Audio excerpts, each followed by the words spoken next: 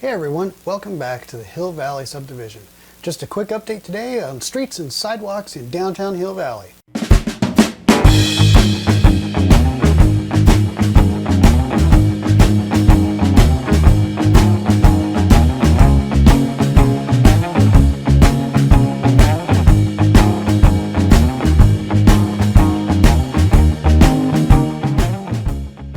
Hey everyone, welcome back. I'm Doug with the Hill Valley Subdivision.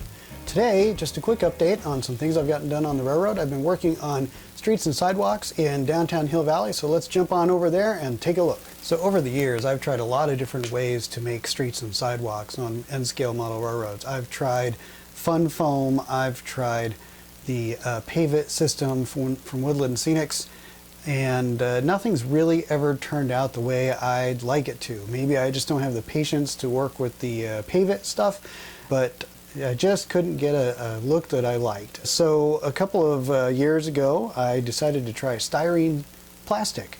I had some spare styrene kicking around from another hobby and decided to give it a shot, and it actually worked out pretty well. So for N-scale, I use 0.03 inch styrene. That comes out to about 4.8 inches tall for a curb. I measured curbs around town a couple of places, and they ended up being between 5 and 6 inches, so I figured that was pretty close enough for my preferences. So I use the 0.03 inch styrene. I use a couple of tools that I've developed to score the lines in the plastic to make the sidewalks square and evenly space the expansion joints and those sorts of things. I 3D modeled these tools and printed them on my 3D printer, and I'm going to post a separate video on how I use those tools and a link to download those tools and print them yourself for free so that you can use them to make your sidewalks on your railroad. So the sidewalks and streets aren't hyper-realistic, I guess you could say, but they work for me. They're a great representation. I think they look pretty good. I think they photograph fairly well, and it's an easier process for me and a lot faster than using like plaster and sanding it smooth or anything like that. I've also made a couple of new additions to the buildings here in Hill Valley this week. You might recognize the courthouse or the famous clock tower from Back to the Future. I got this structure from a gentleman named Mark on Etsy, and I'll post a link to his Etsy store. He's got some great 3D printed buildings, and they're fairly reasonable and a lot different than what you can buy off the shelf otherwise.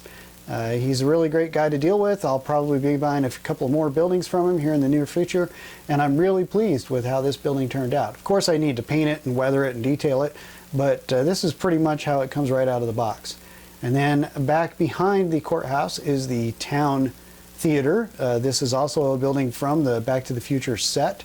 I purchased a 3D model of this online that was designed for use in video game modifications and things like that, hoping that maybe I could 3D print it. And when I imported it into my slicer program for my 3D printer to print it, it just blew up. So I ended up importing it into Tinkercad, which is a free online 3D modeling program, and basically using it as a template and completely rebuilding it and completely remodeling it. So I cut a lot of corners, cut a lot of detail out that you don't really see in N-scale anyway, and modeled it and printed it myself. I'm not quite done with this. I'm going to put some movie frames and movie posters on the front of it to kind of complete the theater look, but I'm pretty happy for my first 3D modeled building. I also got some scenery work done here in Courthouse Square. I got the lawn put in front of the courthouse and the hedges. I may post a video on how I did these hedges at a later time. I'm not sure yet. I kind of developed the technique on the fly with what I had on hand. So maybe we'll see how that goes. Well, that's my update for today. I'm really happy with how things are coming down in downtown Hill Valley. I hope you've enjoyed this video. Please like and subscribe and hit the bell icon to be notified when I upload future videos. Thanks for watching, and I'll see you next time. Have a great day.